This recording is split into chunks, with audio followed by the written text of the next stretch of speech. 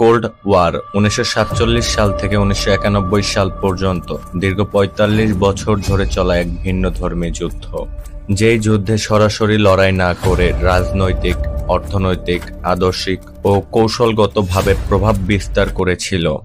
এটি 1947 সাল থেকে 1991 সাল পর্যন্ত মার্কিন যুক্তরাষ্ট্র এবং সোভিয়েত ইউনিয়ন দুই পরাশক্তির মধ্যে চলমান ছিল।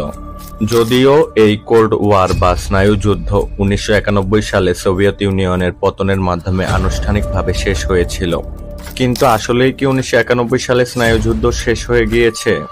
আমরা যদি ভালোভাবে খেয়াল করে দেখি, এই স্নায়ুযুদ্ধের ভূরাজনৈতিক, অর্থনৈতিক এবং সামরিক প্রভাব এখনো বিভিন্ন ক্ষেত্রে বিদ্যমান রয়েছে। ইউক্রেন রাশিয়া যুদ্ধে রাশিয়াকে পরাস্ত করতে ইউক্রেনকে কিন্তু সাহায্য করে যাচ্ছে ন্যাটো। স্নায়ু যুদ্ধের সময় গঠিত ন্যাটো যেমন এখনো স্বয়ংক্রিয় রয়েছে এবং ইউরোপের